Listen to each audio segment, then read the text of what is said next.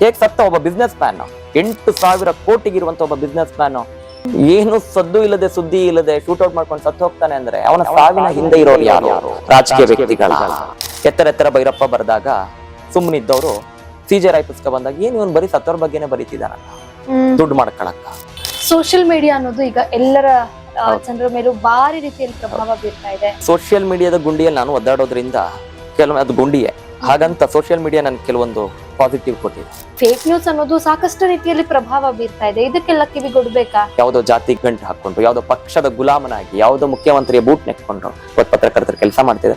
ಇವತ್ತು ಪತ್ರಕರ್ತ ಅಂದ್ರೆ ಎಲ್ಲೋ ಹೋಗಿ ಒಬ್ಬ ವರದಿಗಾರ ಹಲ್ಲಿಗಿಂಚೋದು, ಯಾವ್ದೋ ರಾಜಕಾರಣಿ ಚೇಲಗಿರಿ ಮಾಡ್ಕೊಂಡು 500,000 ಕೈ ಚಾಚೋದು. ಪತ್ರಿಕೋದ್ಯಮ ಲೋಕದಲ್ಲಿ ರವಿ ಬೆಳಗೆರೆ ಅಂತವರು ನಿಜಕ್ಕೂ ವಿಶಿಷ್ಟ ವ್ಯಕ್ತಿತ್ವ ಅಂತ ಹೇಳಿದ್ರೆ ತಪ್ಪಾಗೋದಿಲ್ಲ. ಕೆಲವೊಂದು ಅವರದು ಉಪದ್ರವ ಇತ್ತು, ಕೆಲವೊಂದು ಅತಿರೇಕ ಇತ್ತು, ಕೆಲವೊಂದು ವೈಫಲ್ಯಗಳಿದ್ವು, ದುರ್ನಡತೆ ಇತ್ತು ಅವರಲ್ಲಿ. ಅವರೊಂದಿಗೆ ಕಳೆದ ಅದ್ಭುತ ಕ್ಷಣ ಅಥವಾ ಅವರೊಂದಿಗಿನ ನೆನಪು ಅಂತಂದ್ರೆ ನೀವ್ ಯಾವ್ದನ್ನ ಪಿಕ್ ಮಾಡ್ತೀರಾ?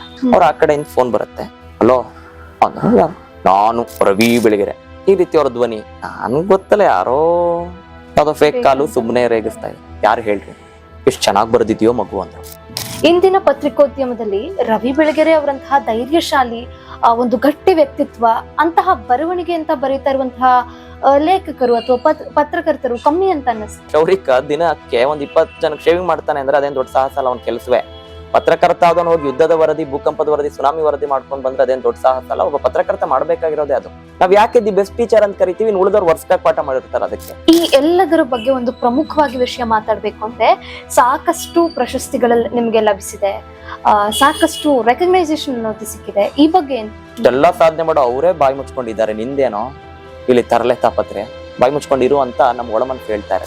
25 ಹರೆಯದ ದೀಕ್ಷಿತ್ ನಾಯಕ್ ತನ್ನನ್ನ ತಾನು ಏನ್ ಹುಡುಕೋತಾ ಇದ್ದಾರೆ? ನನ್ನನ್ನೇ ನಾನು ಹುಡುಕ್ತಾ ಇದ್ದೇನೆ. ನನ್ನನ್ನ ನಾನು ಹುಡುಕೊಂಡಾಗ್ಲೇ ಮತ್ತೊಂದು ಬದುಕಿಗೆ ಅಥವಾ ಮತ್ತೊಂದು ಚಾಪ್ಟರ್ಗೆ ನನ್ನ ನಾನು ತೆರೆದುಕೊಳ್ಳೋದಕ್ಕೆ ಸಾಧ್ಯ. ಕೈಯಲ್ಲಿ ಉಂಗುರ ಇದೆ, ಚೈನ್ ಇದೆ, ಅದನ್ನ ಕೊಟ್ಬಿಟ್ಟು ನೀವು ದಫನ್ ಮಾಡ್ಬಿಡಿ, ಕೊನೆಗೇನೋ ಬರುತ್ತಲ್ಲ ಚಿತಾಭಸ್ಮ, ಅದನ್ನ ತಂದ್ಕೊಟ್ರೆ ಸಾಕು ಅಂತ ಜನರು ವೆರಿ ಎಮೋಷನಲ್. ಅವತ್ತು ಯಾರು ನಿಜವಾದ ಮನುಷ್ಯರು ಅಂತ ಗೊತ್ತಾಯ್ತಾ. ಸಾಕಷ್ಟು ಬುಕ್ ಓದಿದ್ದೀರಾ, ಸಾಕಷ್ಟು ಬುಕ್ ಬರ್ದಿದ್ದೀರಾ. ನಿಮ್ಮ ಪರ್ಸನಲ್ ಫೇವ್ರೆಟ್ ಬುಕ್ ಯಾವ್ದು? ತರ ಫೇವ್ರೆಟ್ ಅಂತ ಹೇಳಲಿಕ್ಕೆ ಕಷ್ಟ. ಫಸ್ಟ್ ಹಿಮಾಲಯನ್ ಬ್ಲೆಂಡರ್ ಓದಿದಾಗ ರವಿ ಬೆಳಗೆರೆಗೆ 9ನೇ ತರಗತಿ ಪತ್ರ ಬರ್ತಿದಾಗ ಅದು ಹೈ ಬೆಂಗಳೂರು ಪ್ರಕಟ ಆಗಿತ್ತು. ಅದೇ ದಿ ಬೆಸ್ಟ್ ಬುಕ್ ಅನ್ಕೊಂಡೆ.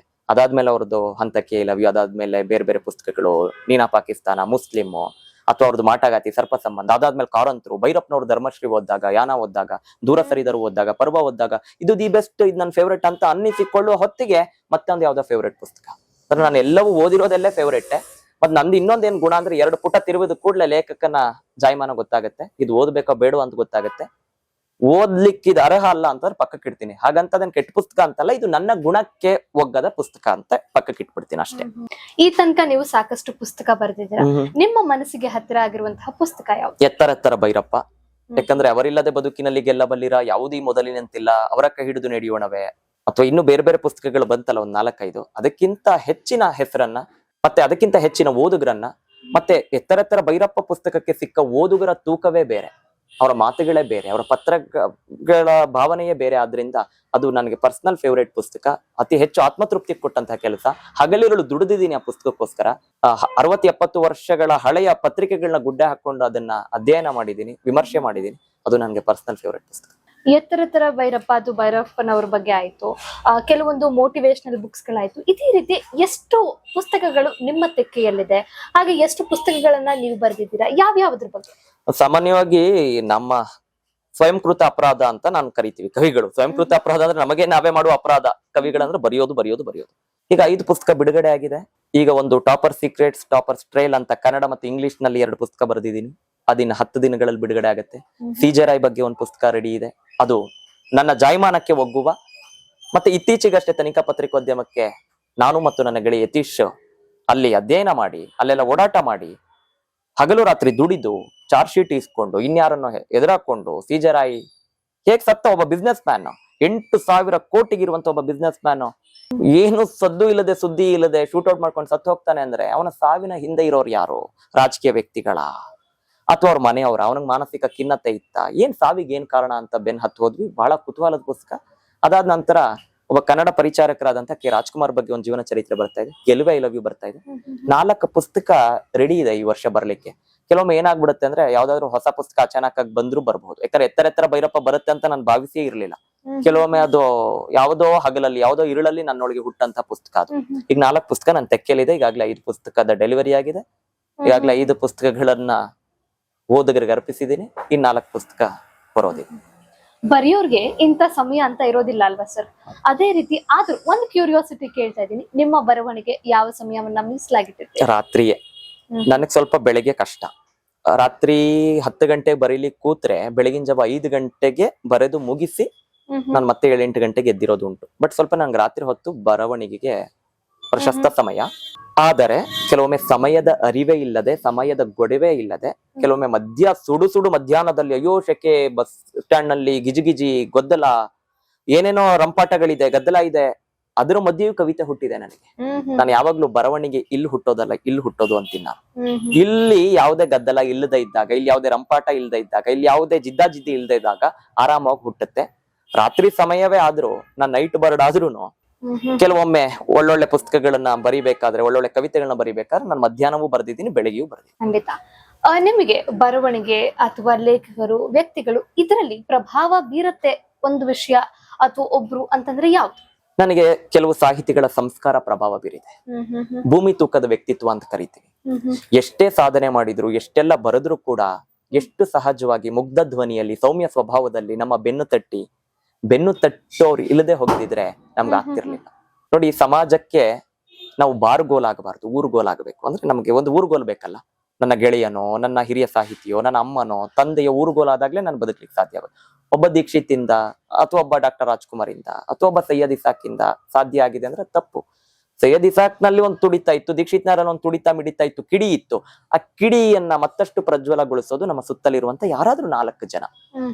ಕೆಲವೊಬ್ರು ಕಾಟ ಕೊಟ್ಟಿರ್ತಾರೆ, 1000 ಜನ. ಅಂದ್ರೆ ಯಾರೋ 4 ಜನದ ಸಾಂತ್ವನದ ಮಾತು, ಭರವಸೆಯ ಸ್ಪರ್ಶ ಕೆಲವೊಮ್ಮೆ ನಮ್ಮನ್ನ ಎತ್ತರಕ್ಕೆ ಕೊಂಡೊಯ್ಯುತ್ತೆ. ಆ ರೀತಿ ತುಂಬಾ ಜನ ಇದೆ, ತುಂಬಾ ವಿಷಯಗಳು ನನ್ನ ಪ್ರಭಾವ ಬೀರಿದೆ. ಸೋಷಿಯಲ್ ಮೀಡಿಯಾ ಅನ್ನೋದು ಈಗ ಎಲ್ಲರ ಜನರ ಮೇಲೂ ಭಾರಿ ರೀತಿಯಲ್ಲಿ ಪ್ರಭಾವ ಬೀರ್ತಾ ಇದೆ. ಈ ಬಗ್ಗೆ ಏನ್ ಹೇಳ್ತೀರಾ? ನೋಡಿ, ಸೋಷಿಯಲ್ ಮೀಡಿಯಾದ ಗುಂಡಿಯಲ್ಲಿ ನಾನು ಒದ್ದಾಡೋದ್ರಿಂದ ಕೆಲವೊಮ್ಮೆ ಅದು ಗುಂಡಿಯೇ. ಹಾಗಂತ ಸೋಷಿಯಲ್ ಮೀಡಿಯಾ ನನ್ಗೆ ಕೆಲವೊಂದು ಪಾಸಿಟಿವ್ ಕೊಟ್ಟಿದೆ. ಇವತ್ತು ದೀಕ್ಷಿತ್ ನಾರ್ನ ಒಂದು ಪುಸ್ತಕ 1000 ಪ್ರತಿಗಳು 2000 ಕಾಪಿ ಸೇಲ್ ಆಗುತ್ತೆ ಅಂದ್ರೆ ಅದಕ್ಕೆ ಸೋಷಿಯಲ್ ಮೀಡಿಯಾ. ಪಾಸಿಟಿವ್ ಆಗಿ ಹೇಳಬೇಕು, ನೆಗೆಟಿವ್ ಆಗಿ ನಾವು ಹೇಗೆ ಬಳಸ್ಕೋತೀವೋ ಆ ರೀತಿ ಅದು ಅಲ್ವಾ. ನಾವು ಒಳ್ಳೇದಂದ್ರೆ ಒಳ್ಳೇದು, ಕೆಟ್ಟದಂದ್ರೆ ಕೆಟ್ಟದ್ದು. ಈಗ ಸೋಷಿಯಲ್ ಮೀಡಿಯಾದಲ್ಲಿ ನನ್ಗೂ ನೆಗೆಟಿವ್ ಬರುತ್ತೆ. ಎತ್ತರ ಭೈರಪ್ಪ ಬರೆದಾಗ ಸುಮ್ಮನಿದ್ದವರು CJ ರಾಯ್ ಪುಸ್ತಕ ಬಂದಾಗ ಏನ್ ಇವನ್ ಬರೀ ಸತ್ತೋರ್ ಬಗ್ಗೆನೆ ಬರೀತಿದಾನಲ್ಲ, ದುಡ್ಡು ಮಾಡ್ಕೊಳಕ್ಕ. ನಾನು ಅದಕ್ಕೆ ಒಬ್ರಿಗೆ ಹೇಳಿದೆ, ವೇದಿಕೆನಲ್ಲಿ ಸಾರ್ವಜನಿಕ ಭಾಷಣದಲ್ಲಿ ಹೇಳಿದೆ, ನಾನು ಭೈರಪ್ಪನವರ ಬಗ್ಗೆ ಬರೆದದ್ದು ಅದು ನೀವು ಹೇಳಿದ ಹಾಗೆ ಸತ್ತ ನಂತರ ಬರೆದದ್ದು. ಯಾಕೆ ಅಂದ್ರೆ ಸತ್ತ ನಂತರವು ಬದುಕುಳಿದಿದ್ದಾರೆ ಅನ್ನುವ ಕಾರಣಕ್ಕೆ. CJ ರಾಯ್ ಬಗ್ಗೆ ಬರೆದಿದ್ದು ಯಾಕೆ ಅಂದ್ರೆ ಅವನ ಸಾವಿನ ಜೊತೆಗೆ ಸತ್ಯವೂ ಸಾಯಬಾರದು ಅನ್ನುವ ಕಾರಣಕ್ಕೆ ಅಂತ ನಾನು ಒಂದೇ ಲೈನ್ ಅಲ್ಲಿ ಉತ್ತರ ಕೊಟ್ಟೆ. ಸೊ ಟೀಕೆ ಮಾಡೋರು ಮಾಡ್ತಾನೆ ಇದ್ದಾರೆ, ಏನ್ರಿ ಬರೀತಾನೆ ಅಂತಾರೆ, ಕೆಡಿಸ್ಕೋಬಾರ್ದು. ಕಮೆಂಟ್ ನಲ್ಲಿ ಬಂದು ಕೈ ಎತ್ತೋರು, ಕಾಲೆತ್ತೋರು, ಕಾಲೆಳೆಯೋರು ಎಲ್ಲರೂ ಇರ್ತಾರೆ. ಕಾಶಿನಾಥದೊಂದು ಮಾತು ವೀಕೆಂಡ್ ವಿತ್ ರಮೇಶ್ ಅವ್ರು ಹೇಳ್ತಾರೆ, ಕಾಲೆಳೆಯೋರು ಯಾವತ್ತು ಕಾಲ್ ಕೆಳಗೆ ಇರ್ತಾರೆ. ಸೊ ನಮ್ಮ ಪಾಡಿಗೆ ನಾವು ಹೋಗ್ತಾ ಇರ್ಬೇಕಷ್ಟೇ. ಈಗ ಪತ್ರಕರ್ತರಿಗೆ ಇರ್ಬೇಕಾಗಿರುವಂತಹ ಗುಣ ಯಾವುದು? ಅವರು ಈಗಿನ ಇದ್ರಲ್ಲಿ ಫೇಕ್ ನ್ಯೂಸ್ ಅನ್ನೋದು ಸಾಕಷ್ಟು ರೀತಿಯಲ್ಲಿ ಪ್ರಭಾವ ಬೀರ್ತಾ ಇದೆ. ಇದಕ್ಕೆಲ್ಲ ಕಿವಿಗೊಡ್ಬೇಕಾ? ನೋಡಿ, ಇವತ್ತು ಎಷ್ಟೋ ಜನರಲ್ಲಿ ಪತ್ರಿಕೋದ್ಯಮದ ಪಸಿವೆ ಅಂತ ಕರಿತೀವಿ, ಅದು ಇದ್ದೇ ಇದೆ. ಒಬ್ಬ ಪತ್ರಕರ್ತನಿಗೆ ಕಣ್ಣು, ಕಿವಿ, ಮೂಗು, ಬಾಯಿ ಎಲ್ಲವೂ ಕೂಡ ಶಾರ್ಪ್ ಆಗಿರ್ಬೇಕಂತ DVG ಹೇಳ್ತಾರೆ. ಮತ್ ಇವತ್ತು ಪತ್ರಕರ್ತನ ಆತ್ಮವೂ ಸತ್ತು ಹೋಗಿದೆ ಅಂತ ನಾನು ಹೇಳ್ತೀನಿ. ಇವತ್ತು ಸತ್ಯಪರ ನಿಲ್ತಾ ಇಲ್ಲ. ಯಾವುದೋ ಜಾತಿಗೆ ಗಂಟು ಹಾಕೊಂಡು, ಯಾವುದೋ ಪಕ್ಷದ ಗುಲಾಮನಾಗಿ, ಯಾವುದೋ ಮುಖ್ಯಮಂತ್ರಿಯ ಬೂಟ್ ನೆಕ್ಕೊಂಡು ಇವತ್ತು ಪತ್ರಕರ್ತರು ಕೆಲಸ ಮಾಡ್ತಿದ್ದಾರೆ. ಆದ್ರೂ ಕೂಡ ಇವತ್ತು ಭರವಸೆ ಉಳಿದಿದೆ. ನನ್ನದೇ ವಯಸ್ಸಿನ ಯುವ ಪತ್ರಕರ್ತರು ಅಥವಾ ಬೇರೆ ಬೇರೆ ಹಿರಿಯ ಪತ್ರಕರ್ತರು ಯಾರ ಮುಲಾಜಿಗೂ ಒಳಗಾಗದೆ, ಯಾರ ಜಪ್ತಿಗೂ ನಿಲುಕದೆ ತಮ್ಮದೇ ಸಿದ್ಧಾಂತ ಅಂದ್ರೆ ಯಾವುದು ಮಾನವೀಯ ಸಿದ್ಧಾಂತ, ಮಾನವೀಯತೆಯ ಸಿದ್ಧಾಂತದ ಹಿಂದೆ ಹೋಗಿದ್ದಾರೆ. ಬಟ್ ಒಂದು ದುರಾದೃಷ್ಟ ಅಂದ್ರೆ ಅವ್ರು ಯಾರು ಹೆಚ್ಚು ಸಂಪಾದನೆ ಮಾಡ್ಕೊಂಡಿಲ್ಲ. ಇವತ್ತು ಪತ್ರಕರ್ತ ಅಂದ್ರೆ ಎಲ್ಲೋ ಹೋಗಿ ಒಬ್ಬ ವರದಿಗಾರ ಹಲ್ಗಿಂಚೋದು, ಯಾವ್ದೋ ರಾಜಕಾರಣಿ ಚೇಲಗಿರಿ ಮಾಡ್ಕೊಂಡು 500,000 ಕೈ ಚಾಚೋದು. ಬಟ್ ಇವತ್ತು 35 ವರ್ಷಗಳ ಪತ್ರಿಕೋದ್ಯಮದ ಬದುಕಿನಲ್ಲಿ ಬಹಳ ನಿಷ್ಠೆಯಿಂದ, ಬಹಳ ಪ್ರಾಮಾಣಿಕವಾಗಿ ಬದುಕನ್ನ ಸವೆಸಿದ್ದಾರೆ, ಬದುಕನ್ನ ಸವಿದಿದ್ದಾರೆ. ಅಂತವ್ರಿಗೆ ಯಾವತ್ತು ನಾನು ಬಹುಪಾರಕ್ಕೆ ಹೇಳ್ತೀನಿ, ಪತ್ರಿಕೋದ್ಯಮ ಯಾವತ್ತು ಭ್ರಮ ನಿರಸನ ಅಲ್ಲ, ಪತ್ರಿಕೋದ್ಯಮ ನಿಂತ ನೀರ ಅಲ್ಲ, ಅದು ನಿತ್ಯವೂ ಹರಿಯುವ ನಿತ್ಯಗಾಮಿನಿ ಅಂತಾನೆ ನಾನು ಭಾವಿಸ್ಕೊಂಡೆ. ಪತ್ರಕರ್ತರಾಗಿದ್ದೀರಾ, ಲೇಖಕರಾಗಿದ್ದೀರಾ, ಸಾಹಿತಿ ಅಂತ ಹೇಳಿದ್ರು ತಪ್ಪಾಗೋದಿಲ್ಲ, ರಂಗಭೂಮಿ ಕಲಾವಿದ್ರು ಕೂಡ ಸಾಕಷ್ಟು ರೀತಿಯಲ್ಲಿ ಹೆಸರು ಮಾಡಿದ್ದೀರಾ. ಈ ಎಲ್ಲಾ ಪ್ರವೃತ್ತಿ ನಿಮ್ಮ ಬದುಕಿಗೆ ಎಷ್ಟು ಮೌಲ್ಯ ಅಂತ ಅನ್ಸುತ್ತೆ? ಬದುಕನ್ನೇ ಮೌಲ್ಯಯುತವಾಗಿಸ್ಕೊಳ್ಬೇಕು ಅಂತ ನಾನೇನು ಪರಿಪೂರ್ಣ ವ್ಯಕ್ತಿ ಅಲ್ಲ, ಎಲ್ಲರೂ ಅಪೂರ್ಣರೇ, ಯಾರನ್ನು ಮೆಚ್ಚಕ್ಕಾಗಲ್ಲ. ನಾನೇನು ಸತ್ಯ ಹರಿಶ್ಚಂದ್ರನೋ ಅಥವಾ ನಾನು ಶ್ರೀಮನ್ ನಾರಾಯಣನೋ ಅಂತ ನಾನು ಭಾವಿಸ್ಕೊಂಡಿಲ್ಲ. ಬಟ್ ಅಂದ್ರೆ ಕೆಲವೊಂದು ಬರಹ, ಕೆಲವೊಂದು ಮಾತು ನನ್ನ ಪುಟಕ್ಕೆ ಕೇಳಿದೆ, ನೂರಾರು ವ್ಯಕ್ತಿಗಳ ಜೊತೆ ಬೆರೀಲಿಕ್ಕೆ ಅವಕಾಶ ಕೊಟ್ಟಿದೆ. ಬದುಕಂದ್ರೆ ಇದಪ್ಪ, ಹೀಗ್ ಬದುಕಬೇಕಪ್ಪ ಅಂತ ನಾನು ನಂಬಿದ್ದೀನಿ. ಸೊ ಅದೆಲ್ಲದರ ಜೊತೆಗೆ ಒಡನಾಡಿಕೊಂಡು ನನ್ನ ಬದುಕನ್ನ ಬಹಳ ಅತ್ಯದ್ಭುತವಾಗಿ, ಬಹಳ ನೆಮ್ಮದಿಯಿಂದ ಇರೋದ್ರಲ್ಲೇ ನೆಮ್ಮದಿಯಿಂದ ಇದ್ದೀನಿ, ಮುಂದೆ ಇರಬೇಕು. ನೀವು ಸಾಕಷ್ಟು ಪ್ರವಾಸ ಮಾಡಿದೀರಾ ಅಂತ ಕೇಳ್ಪಟ್ಟೆ. ಪ್ರವಾಸ ಅಂದ್ರೆ ತುಂಬಾ ಇಷ್ಟ. ಈ ಬಗ್ಗೆ ನಿಮ್ಮ ಅನುಭವ ಹೇಗನ್ಸುತ್ತೆ? ಪ್ರವಾಸ ಬೇಕೇ ಬೇಕು ಅಂತ. ಪ್ರವಾಸ ಪ್ರಯಾಸ ಆಗಬಾರದು, ಪ್ರವಾಸ ಆಯಾಸವೂ ಆಗಬಾರದು. ಪ್ರವಾಸ ನಮ್ಮ ಮನಸ್ಸನ್ನ ಪ್ರಫುಲ್ಲಗೊಳಿಸ್ಬೇಕು. ಸ್ವಲ್ಪ ಜನ ಪ್ರವಾಸಕ್ಕೆ ಹೋಗೋದೇ DP ಇಡ್ಲಿಕ್ಕೋ, ಸ್ಟೇಟಸ್ ಇಡ್ಲಿಕ್ಕೋ, ಸ್ಟೋರಿ ಇಡ್ಲಿಕ್ಕೋ. ನಾನು ಕೊಡೈಕನಾಲ್ ಅಲ್ಲಿ ಇದ್ದೀನಿ, ಇನ್ನೆಲ್ಲೋ ಇದ್ದೀನಿ. ನಾವು ಕೆಲವೊಮ್ಮೆ ಎಲ್ಲಾದ್ರೂ ಹೋದಾಗ ನಾವು ಸ್ಟೇಟಸ್ ಇಡಲ್ಲ, ಸ್ಟೋರಿ ಇಡಲ್ಲ. ನಮಗೆ ನಮ್ಮನ್ನ ನಾವು ಕಳ್ಕೊಂಡ್ ಬಿಟ್ಟಿರ್ತೀವಿ ನಗರ ಜಂಜಾಟದಲ್ಲೋ ಅಥವಾ ಇನ್ಯಾವುದೋ ಬಿಸಿ ಶೆಡ್ಯೂಲ್ ನಲ್ಲೋ. ಯಾರೋ ಒಬ್ಬ ಆಂಕರ್ ಅಥವಾ ಇನ್ಯಾರೋ ಒಬ್ಬ ಟಿವಿಯಲ್ಲಿ ಕೆಲಸ ಮಾಡೋನು, ಮತ್ತೆ ಯಾವ್ದೋ ಪತ್ರಿಕೆಯಲ್ಲಿ ಕೆಲಸ ಮಾಡೋನು, ಇನ್ಯಾವುದೋ IT/BT ಕಂಪನಿಯಲ್ಲಿ ಕೆಲಸ ಮಾಡೋನು ತನ್ನ ಕಳ್ಕೊಂಡೇ ಬಿಟ್ಟಿರ್ತಾನೆ. ಕೆಲವೊಮ್ಮೆ ಕಳ್ಕೊಂಡಿರೋ ನಮ್ಮನ್ನ ಹುಡುಕ್ಲಿಕ್ಕೆ ನಾವು ಪ್ರವಾಸಕ್ಕೆ ಹೋಗ್ಬೇಕು. ನಾನು ಕಳ್ಕೊಂಡ್ಬಿಟ್ಟಿರ್ತೀನಿ, ಯಾವ್ದೋ ಪುಸ್ತಕ ಬರೀತಾನೆ, ಯಾವ್ದೋ ಭಾಷಣ ಮಾಡ್ತಾ ಹೋಗ್ತೀವಿ. ಮತ್ ನನಗೆ ಲೇಖಕ ಆದ್ರಿಂದ ನಿಮಗೆ ಒಂದು ಬೆಟ್ಟದ ಹಾಗೆ ಕಂಡ್ರೆ, ಒಂದು ನೀರು ಹಾಗೆ ಕಂಡ್ರೆ ನನಗೆ ಅಲ್ಲೊಂದು ಕಾವ್ಯ ಹುಟ್ಟುತ್ತೆ, ನನ್ಗೊಂದು ಕವಿತೆ ಹುಟ್ಟುತ್ತೆ. ಅಲ್ಲಿ ಜುಳು ಅಂತ ಹರಿತು ನೀರು ಅಂತ ಅಷ್ಟೇ ಕಾಣಲ್ಲ ನನಗೆ, ಮತ್ತೇನೋ ಹುಟ್ಟುತ್ತೆ ಅಲ್ಲಿ. ಅಲ್ಲಿನ ಜನಜೀವನದ ಮುಗ್ಧತೆ. ಒಬ್ಬ ಪ್ರವಾಸಿ ಲೇಖಕನಾಗಿ ನನ್ನದು ಪ್ರವಾಸ ಸಾಹಿತ್ಯವಲ್ಲ, ನನ್ನದು ಸಾಹಿತ್ಯ ಪ್ರವಾಸ. ಅದು ಭೈರಪ್ಪನವರು ಮಾತು ಅದು. ಅದನ್ನೇ ನಾನು ನಂಬಿದ್ದೀನಿ. ನೀವ್ ಹೇಳಿದ್ರಿ ಪ್ರವಾಸ, ಇದ್ರ ಬಗ್ಗೆ ನಿಮ್ಮ ಬರವಣಿಗೆಗೆ ಇದು ಎಷ್ಟು ಪ್ರಭಾವ ಬೀರಿದೆ? ತುಂಬಾ ಪ್ರಭಾವ ಬೀರಿದೆ. ನೋಡಿ ಅದನ್ನೇ ಹೇಳೋದು, ದೇಶ ಸುತ್ತ ಕೋಶ ಓದು ಅಂತ. ನೀವು 100 ಪುಸ್ತಕ ಓದೋದಕ್ಕೂ ಒಂದ್ ದೇಶ ನೋಡ್ಲಿಕ್ಕೂ ಬಹಳ ವ್ಯತ್ಯಾಸ ಇದೆ. ಅಯ್ಯೋ, ಒಂದಷ್ಟು ಜನ 4 ದಿನ ಮಲೇಷಿಯಾಗೋ ಅಮೆರಿಕಾಗೋ ಟ್ರಿಪ್ ಹೋಗಿ ಬಂದ್ರೆ ನಾನು ಇಡೀ ಅಮೆರಿಕಾನೇ ನೋಡಿದ್ದೀನಿ ಅಂತ ಭಾವಿಸ್ಕೊಂಡಿರ್ತಾರೆ. ಅವ್ರು ಅಮೆರಿಕದ ಒಂದ್ ಸಣ್ಣ ಪ್ರದೇಶವೂ ನೋಡಿರಲ್ಲ. ನಾವು ಮಲೇಷಿಯಾದ 1 ವಾರ ಇದ್ರು ಕೂಡ, ಅಥವಾ ಇನ್ಯಾವುದೋ ಪ್ರದೇಶದಲ್ಲಿ 1 ವಾರ ಇದ್ರು ಕೂಡ, ಇಡೀ ಮೈಸೂರನ್ನೇ ನೋಡ್ಲಿಕ್ಕಾಗಿರಲ್ಲ. ಇಲ್ಲೇ ಊಟ ಬೆಳೆದಿರ್ತಾರೆ, 28-29 ವರ್ಷ ಆಯ್ತು, ಇಡೀ ಮೈಸೂರನ್ನೇ ಸುತ್ತ ಹಾಕಕ್ಕಾಗಿರಲ್ಲ. ಇನ್ ಯಾವ್ದೋ ಅಮೆರಿಕವನ್ನ ಎಲ್ಲಿ ಹೋಗಿದ್ರೆ ಅಂದ್ರೆ ಅಮೆರಿಕಾ ಟ್ರಿಪ್ ಮಾಡಿದೆ, ಅಮೆರಿಕಾ ನೋಡ್ಕೊಂಡ್ ಬಂದೆ ಅಂತ. ಮಲೇಷಿಯಾದಲ್ಲಿ ಎಲ್ಲೋ ನಾವು ಹೋಗಿರ್ತೀವಿ, ಅಲ್ಲಿ ಕೋಲಾಲಂಪುರ ಹೋಗಿರ್ತೀವಿ, ಮಲೇಷಿಯಾ ಇನ್ನೆಲ್ಲ ಹೋಗಿರ್ತೀವಿ. ಅಂದ್ರೆ ಈಗ ಮೈಸೂರು ಬಂದಾಗ ನೀವು ಮೈಸೂರು ನಂಜನಗೂಡು ಅಷ್ಟೇ ನೋಡಿರೋದು, ನೀವು ಇಡೀ ಮೈಸೂರು ನೋಡಿರಲ್ಲ. ನೀವು ಒಂದು ದೇಶ, ಒಂದು ಪ್ರದೇಶ, ಅಲ್ಲಿನ ಜನಜೀವನ ಅರ್ಥ ಮಾಡ್ಕೋಬೇಕು ಅಂದ್ರೆ ಕನಿಷ್ಠ 18 ವರ್ಷ ಬೇಕು. ಬಟ್ ನಂಗೆ ಪ್ರಭಾವ ಬೀರಿದೆ. 4 ದಿನದ ಪ್ರವಾಸದಲ್ಲೇ 4 ಜನ್ಮಕ್ಕಾಗುವಷ್ಟು ಸರಕು ಮತ್ತು 4 ಜನ್ಮಕ್ಕಾಗುವಷ್ಟು ಸ್ಫೂರ್ತಿ ನನಗೆ ಸಿಕ್ಕಿದೆ. ಅದರಲ್ಲೇನು ಸಂಶಯ ಇಲ್ಲ. ಅಧ್ಯಯನದ ನಿಮಿತ್ತ ಮಲೇಷಿಯಾಗೆ ತೆರಳಿದ್ವಿ ಅಂತ ನೀವಾಗ್ಲೇ ಹೇಳಿದ್ರಿ. ಇದು ನಿಮ್ಮ ಜೀವನದಲ್ಲಿ ಎಷ್ಟು ಪ್ರಭಾವ ಬೀರ್ತು? ಇದ್ರ ಅನುಭವ ಹೇಗೆ? ಇದು ನನ್ನ ಮತ್ತು ಗೆಳೆಯನ ಮೊದಲ ವಿದೇಶ ಪ್ರವಾಸ ಮತ್ತು ಮೊದಲ ವಿಮಾನ ಪ್ರಯಾಣ. ನಂದು 2ನೇ ವಿಮಾನ ಪ್ರಯಾಣ, ಗೆಳೆಯನ ಮೊದಲ ವಿಮಾನ ಪ್ರಯಾಣ. ಅಧ್ಯಯನ ಪ್ರವಾಸಕ್ಕೆ ಹೋದವರು ಅಧ್ಯಯನ ಮುಗಿಸಿದ್ವಿ, ಅದಾದ್ಮೇಲೆ ಜಾಲಿ ಟ್ರಿಪ್ ಮಾಡ್ಕೊಂಡು ಬಂದ್ವಿ. ಬಟ್ ಒಳ್ಳೆ ಪ್ರಭಾವ, ನನ್ನ ಬರಹವನ್ನ ಮತ್ತಷ್ಟು ಗಟ್ಟಿಗೊಳಿಸ್ತು. ಅಲ್ಲಿಂದ ಬಂದು ಮಲೇಷಿಯಾದ ಅನುಭವಗಳು, ಅಲ್ಲಿರುವಂತಹ ಕೆಸಿನೋ ಗೇಮ್ ನ ಬಗ್ಗೆ, ಅಲ್ಲಿರುವಂತಹ ಜನಜೀವನದ ಬಗ್ಗೆ ಏನೇನೋ ಇದೆ. ಅಲ್ಲಿ ಬೇರೆ ಬೇರೆ ಇದೆ. ಮಲೇಷಿಯಾ ಬೇರೆ ಬೇರೆ ಕಾರಣಕ್ಕೆ ಇಷ್ಟ ಆಗುತ್ತೆ, ಬೇರೆ ಬೇರೆ ಕಾರಣಕ್ಕೆ ಇಷ್ಟ ಆಗೋದಿಲ್ಲ. ಅದೆಲ್ಲವನ್ನು ಹಿಡಿದಿಟ್ಟು ಒಂದಷ್ಟು ಪ್ರವಾಸ ಲೇಖನಗಳು ಬರುತ್ತೆ. ಬಹುಶಃ ಅದೊಂದು ಮುಂದೊಂದ್ ದಿನ ನಾನು ನನ್ನ ಗೆಳೆಯ ಸೇರ್ಕೊಂಡು ಒಂದು ಪ್ರವಾಸ ಕಥನ ಬರೆದ್ರು ಬರೀಬಹುದು, ಗೊತ್ತಿಲ್ಲ. ಮಲೇಷಿಯಾ ಅಥವಾ 2 ಬಾರಿ ಭೇಟಿ ಮಾಡೇ ಬರಿಬೇಕು. ನಾನು ಹೇಳಿದ್ನಲ್ಲ, ಒಂದು ಭೇಟಿಗೆ ಒಂದು ದೇಶ, ಅಲ್ಲಿನ ಜನಜೀವನ ಅರ್ಥ ಆಗೋಲ್ಲ ಅಂತ. ನೀವು ಭೇಟಿ ನೀಡಿದ ಸ್ಥಳಗಳಲ್ಲಿ ನಿಮ್ಮ ಹೃದಯಕ್ಕೆ ಹತ್ತಿರ ಅಂತ ಅನ್ಸೋದು ಯಾವ್ದು? ನಂಗೆ ಮನೆಯ ಹೃದಯಕ್ಕೆ ಹತ್ತಿರ ಜಾಸ್ತಿ. ಎಷ್ಟೇ ದೇಶಗಳನ್ನ ನೋಡ್ಕೊ ಬಂದ್ರು, ಎಷ್ಟೇ ರಾಜ್ಯಗಳು ನೋಡ್ಕೊ ಬಂದ್ರು ಕೂಡ ಮನೆಯಲ್ಲಿ ಸಿಗುವ ನೆಮ್ಮದಿ ಎಲ್ಲೂ ಸಿಕ್ಕಿಲ್ಲ. ಅದರಿಂದ ಮನೆಯೇ ನನಗೆ ಹೃದಯಕ್ಕೆ ಹತ್ತಿರವಾದ ಸ್ಥಳ. ಒಂದು ಪ್ರವಾಸ ನಿಮ್ಮ ದೃಷ್ಟಿಕೋನವನ್ನೇ ಬದಲಿಸಿದೆ ಅನ್ನುವಂತಹ ಅನುಭವ ಎಲ್ಲಾದ್ರೂ ಆಯ್ತಾ? ಖಂಡಿತ ಬದಲು ಮಾಡುತ್ತೆ. ಯಾವುದೋ ಒಬ್ಬ ಲೇಖಕ ಅಮೆರಿಕಾಗ್ ಹೋಗಿ, ರಷ್ಯಾಗ್ ಹೋಗಿ, ಮಲೇಷಿಯಾಗ್ ಹೋಗಿ ಬರೀ 5 ಸ್ಟಾರ್ ಹೋಟೆಲ್ಗಳನ್ನ, ಅಲ್ಲಿನ ಜನಜೀವನವನ್ನ, ಶ್ರೀಮಂತಿಕೆಯನ್ನ ನೋಡ್ಕೊಂಡು ಬಂದು ಪುಸ್ತಕ ಬರೆದ್ಬಿಟ್ಟಿರ್ತಾನೆ, ಎಲ್ಲವೂ ಅದ್ಭುತವಾಗಿದೆ ಅಂತ. ಬಟ್ ಅದೇ ಮಲೇಷಿಯಾದ ಸ್ಲಮ್ ಬೀದಿಗಳಿಗೆ ನಾನು ಹೋಗಿದ್ದೀನಿ. ಮಲೇಷಿಯಾವು ಕೂಡ ಭಾರತದಲ್ಲಿರುವಂತೆ ಮಲೇಷಿಯಾದಲ್ಲೂ ಬಡವರಿದ್ದಾರೆ, ಚೀನಾದಲ್ಲೂ ಬಡವರಿದ್ದಾರೆ, ಅಮೆರಿಕದಲ್ಲೂ ಬಡವರಿದ್ದಾರೆ. ಸೊ ಹಾಗಾಗಿ ದೃಷ್ಟಿಕೋನ ಬದಲೇ ಆಗೇ ಆಗುತ್ತೆ. ಹಾಗಾಗಿ ಯಾರದ್ದೋ ಪ್ರವಾಸ ಕಥನವನ್ನು ಓದಿ ಅಮೆರಿಕ ಹೀಗೆ ಇದೆ ಅಂತ ಭಾವಿಸ್ಕೊಳಕ್ಕಾಗಲ್ಲ. ನಾನು ಹೋದಾಗ್ಲೇ ಅಲ್ಲಿ ನನ್ನ ಇನ್ಸೈಟ್ ಬದಲಾಗುತ್ತೆ. ಪತ್ರಿಕೋದ್ಯಮ ಲೋಕದಲ್ಲಿ ರವಿ ಬೆಳಗೆರೆ ಅಂತವರು ನಿಜಕ್ಕೂ ವಿಶಿಷ್ಟ ವ್ಯಕ್ತಿತ್ವ ಅಂತ ಹೇಳಿದ್ರೆ ತಪ್ಪಾಗೋದಿಲ್ಲ. ಅವರ ನಿಮ್ಮ ಒಡನಾಟ ಯಾವ ರೀತಿ ಇತ್ತು? ಸಾಮಾನ್ಯವಾಗಿ one is truth, another one is poison ಅಂತ ಹೇಳ್ತಾರೆ. ರವಿ ಬೆಳಗೆರೆಯನ್ನ ಅಪಾರವಾಗಿ ಪ್ರೀತಿಸುವ, ಆರಾಧಿಸುವ ಲಕ್ಷಾಂತರ ಅಭಿಮಾನಿಗಳ ಮಧ್ಯೆ ನಾನೂ ಒಬ್ಬ. ಕೆಲವೊಂದು ಅವರದ್ದು ಉಪದ್ರವ ಇತ್ತು, ಕೆಲವೊಂದು ಅತಿರೇಕ ಇತ್ತು, ಕೆಲವೊಂದು ಏನಂತೀವಲ್ಲ ವೈಫಲ್ಯಗಳಿದ್ವು, ದುರ್ನಡತೆ ಇತ್ತು ಅವರಲ್ಲಿ, ಇಲ್ಲ ಅಂತ ನಾನು ಹೇಳಲ್ಲ. ಬಟ್ ಆದ್ರೆ ನನಗೆ ರವಿ ಬೆಳಗೆರೆ ಒಬ್ಬ ಲೇಖಕನಾಗಿ, ಪತ್ರಕರ್ತನಾಗಿ ಮಾತ್ರ ಇಷ್ಟ. ಅವರಲ್ಲಿ ಇದ್ದಂತ ಮಾತೃ ಹೃದಯ ಎಷ್ಟೋ ಜನಕ್ಕೆ ಗೊತ್ತಿಲ್ಲ. ನನ್ನದೇ ಒಂದು ಎಕ್ಸಾಂಪಲ್ ಹೇಳ್ಕೋಬೇಕಂದ್ರೆ, ನನ್ನ ಫಸ್ಟ್ ಇಯರ್ ಡಿಗ್ರಿ ಫೀಸ್ ಕಟ್ಟಿದ್ದವರು. ಬಟ್ ನನ್ನ ದುರಾದೃಷ್ಟವಶಾತ್ ಅವರು ಸೆಕೆಂಡ್ ಇಯರ್ ಡಿಗ್ರಿ ಹೋದಷ್ಟೊಳಗೆ ತೀರ್ಕೊಂಡೇ ಬಿಟ್ರು. ಬಟ್ ಆದ್ರೆ ನನಗೆ ಅವರ ಮಾತೃ ಹೃದಯ ಅದನ್ನೇ ಹೇಳೋದು. ಒಂದು ಸಮಾಜಕ್ಕೆ ಒಬ್ಬ ವ್ಯಕ್ತಿ ಬೇರೆದ್ದೇ ರೂಪದಲ್ಲಿ ಕಾಣಿಸ್ಕೊಂಡಿರ್ತಾನೆ, ಆದ್ರೆ ವೈಯಕ್ತಿಕವಾಗಿ ನನಗೆ ಬೇರೆ ರೂಪದಲ್ಲಿ ಕಾಣಿಸ್ಕೊಂಡಿರ್ತಾನೆ. ಹಾಗಾಗಿ ರವಿ ಬೆಳಗೆರೆ ನನ್ನ ಬದುಕಿಗೆ ಸ್ಫೂರ್ತಿ, ನನಗೆ ಹೊಸ ಅಸ್ತಿತ್ವ ಕೊಟ್ಟವರು. ಇವತ್ತು ಪತ್ರಿಕೋದ್ಯಮದಲ್ಲಿ ಏನಾದ್ರು ಮುಂದೆ ಸಾಧನೆ ಮಾಡ್ತೀನಿ ಅನ್ನೋದಾದ್ರೆ, ಇವತ್ತು ಸಾಹಿತ್ಯ ಲೋಕದಲ್ಲಿ ಏನಾದ್ರು ಒಂದಷ್ಟು ಪುಸ್ತಕ ಬರೆದಿದ್ದೀನಿ, ಒಂದು 4 ಓದಿದ್ರು ಸಿಕ್ಕಿದ್ದಾರೆ ಅಂದ್ರೆ ಅದು ರವಿ ಬೆಳಗೆರೆ ಅವರಿಗೆ ಸಲ್ಲಬೇಕು. ರವಿ ಬೆಳಗೆರೆ ಅವರಿಂದ ಕಲ್ತಿರುವಂತಹ ಬಹುದೊಡ್ಡ ಜೀವನದ ಪಾಠ ಅಂದ್ರೆ ಯಾವ್ದು? ಶ್ರದ್ಧೆ, ಬರವಣಿಗೆ ಶ್ರದ್ಧೆ.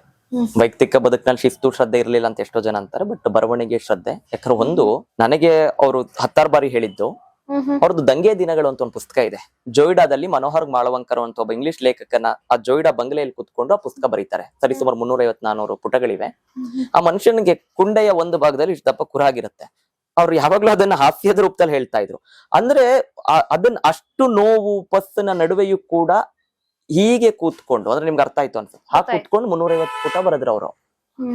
ಕುತ್ತಿಗೆನಲ್ಲಿ ಇಷ್ಟು ದಪ್ಪ ಕುರ ಆಗ್ತಿತ್ತು ಅವ್ರಿಗೆ. ಸಹಜವಾಗಿ ಯಾವಾಗ್ಲೂ ದಪ್ಪ ಇದ್ರು ಆ ಟೈಮ್ನಲ್ಲಿ. ಅದಾದ್ರೂ ಕೂಡ ಹೀಗೆ ಬಗ್ಗಿಯೇ ಬರೀತಾ ಇದ್ರು. ಅವ್ರು ಅದೇ ಹೇಳ್ತಿದ್ರು, ನನ್ನ ಬದುಕಿನ ಬಹು ದೊಡ್ಡ ಸಾಧನೆ ಅಂದ್ರೆ ಇಷ್ಟು ವರ್ಷಗಳಲ್ಲಿ 30 ವರ್ಷದ ಪತ್ರಿಕೋದ್ಯಮದಲ್ಲಿ 2.5 ಲಕ್ಷ ಪುಟ ಬರೆದಿದ್ದೀನಿ ಅಂತ.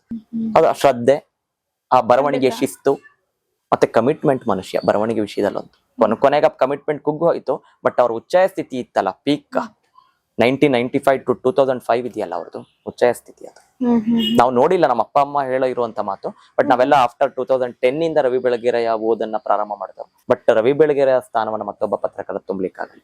ಯಾರು ಬೇಕಾದ್ರೂ ಅವರನ್ನ ಟೀಕೆ ಮಾಡಬಹುದು, ನೆಗ್ಲೆಕ್ಟ್ ಮಾಡಬಹುದು, ಬಟ್ ಇಗ್ನೋರ್ ಮಾಡಕ್ಕಾಗಲ್ಲ. ಅವರೊಂದಿಗೆ ಕಳೆದ ಅದ್ಭುತ ಕ್ಷಣ ಅಥವಾ ಅವರೊಂದಿಗಿನ ನೆನಪು ಅಂತಂದ್ರೆ ನೀವ್ ಯಾವ್ದನ್ನ ಪಿಕ್ ಮಾಡ್ತೀರಾ?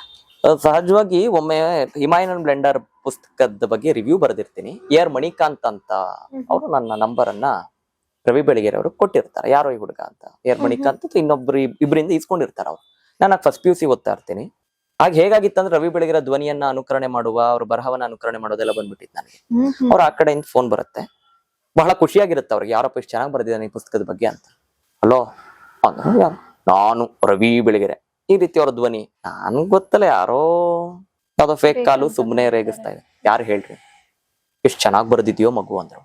ಬಹುಶಃ ಮುಂದೊಂದ್ ದಿನ ಯಾವ್ದೇ ಸಾಹಿತ್ಯ ಅಕಾಡೆಮಿ ಅವಾರ್ಡ್ ಬಂದ್ರು, ಏನೇ ಬಂದ್ರು ಅದಕ್ಕೆ ಸರಿ ಸಮ ಯಾವ್ದು ಇಲ್ಲ ಅಂತ. ಅದು ಈಗ್ಲೂ ಅದ್ ನೆನ್ಸ್ಕೊಂಡ್ರೆ ಗೂಸ್ ಬಂಪ್ಸ್ ಅಂತಾರಲ್ಲ, ಅದಾಗತ್ತಾನೆ. ಅಕ್ಷರ ಬ್ರಹ್ಮ, ಅಕ್ಷರ ಮಾಂತ್ರಿಕ, ಎಷ್ಟು ಚೆನ್ನಾಗಿ ಬರೆದಿದ್ಯೋ ಮಗು. ಅದಾದ್ಮೇಲೆ 16 ಸಾಲ ಅಂದ್ರೆ ಅವ್ರ ಮಗಳು ಅಂತಾರೆ. ಈಗ ಅದಕ್ಕೆ 2.5 ವರ್ಷಗಳಿಂದ ಕಾಲಂ ಬರೀತಾ ಇದೀನಿ ಹೈ ಬೆಂಗಳೂರಿಗೆ. ಬಟ್ ಆದ್ರೆ ಆ ಅಕ್ಷರ ಬ್ರಹ್ಮನ ಬಾಯಲ್ಲಿ ಎಷ್ಟು ಚೆನ್ನಾಗಿ ಬರೆದಿದ್ಯೋ ಮಗು ಅಂತ ಅನ್ಸ್ಕೊಳ್ಳೋ ಮಾತಿತ್ತಲ್ಲ, ಅದು ಯಾವತ್ತೂ ಶಾಶ್ವತವಾಗಿ ಇಲ್ಲಿರುತ್ತೆ. ನನಗೆ ಎಚ್ಚರಿಸ್ತಾ ಇರುತ್ತೆ. ಎಷ್ಟ್ ಕೆಟ್ಟದಾಗಿ ಬರ್ದಿದ್ಯೋ ಮಗು ಅಂತಾನು ಅನ್ಬೋದು ಅವರು. ಎಲ್ಲೋ ಇದಾರೆ ನಮ್ ನಡುವೆ ಇಲ್ದೆ ಹೋದ್ರು ಕೂಡ. ಆದ್ರೂ ಯಾವಾಗ್ಲೂ ಕಿವಿ ಅದ್ ನನಗೆ ಸ್ಫೂರ್ತಿ ಮತ್ತು ಎಚ್ಚರಿಕೆ. ಇಂದಿನ ಪತ್ರಿಕೋದ್ಯಮದಲ್ಲಿ ರವಿ ಬೆಳಗೆರೆ ಅವರಂತಹ ಧೈರ್ಯಶಾಲಿ, ಒಂದು ಗಟ್ಟಿ ವ್ಯಕ್ತಿತ್ವ, ಅಂತಹ ಬರವಣಿಗೆ ಅಂತ ಬರೀತಾ ಇರುವಂತಹ ಲೇಖಕರು ಅಥವಾ ಪತ್ರಕರ್ತರು ಕಮ್ಮಿ ಅಂತ ಅನ್ನಿಸುತ್ತೆ. ಈ ಬಗ್ಗೆ ನಿಮ್ಮ ತುಂಬಾ ಜನ ಇದ್ದಾರೆ, ಇಲ್ಲ ಅಂತಲ್ಲ. ರವಿ ಬೆಳಗೆರೆ ಯಾವಾಗ್ಲೂ ಒಂದು ಮಾತು ಹೇಳೋರು ಇಂಟರ್ವ್ಯೂನಲ್ಲಿ. ಒಂದು ಇಂಟರ್ವ್ಯೂನಲ್ಲಿ, ನನಗೇನ್ ಚೆನ್ನಾಗಿ ಬರೆಯೋರಿಲ್ವೇ? ಇದ್ದಾರೆ ಅಂತ ಯಾರು ಇಂಟರ್ವ್ಯೂ ಮಾಡ್ತಿರೋರು. ನನಗಿಂತ ಧೈರ್ಯಶಾಲಿಗಳಿಲ್ವೇ? ಇದ್ದಾರೆ. ನನಗಿಂತ ಬಂಡು ಧೈರ್ಯ ಇರೋರಿಲ್ವೇ? ಇದ್ದಾರೆ. ನನಗಿಂತ ಚೆನ್ನಾಗಿ ಮಾತಾಡೋರಿಲ್ವೇ? ಇದ್ದಾರೆ. ಇಷ್ಟರ ಕಾಂಬಿನೇಷನ್ ಒಬ್ಬ ವ್ಯಕ್ತಿಯಲ್ಲಿ ಇಲ್ಲ. ದಟ್ ಈಸ್ ರವಿ ಬೆಳಗೆರೆ ಅನ್ನೋರು. ಅಂದ್ರೆ ಚೆನ್ನಾಗಿ ಬರೀತಾರೆ, ಧೈರ್ಯ ಇರಲ್ಲ.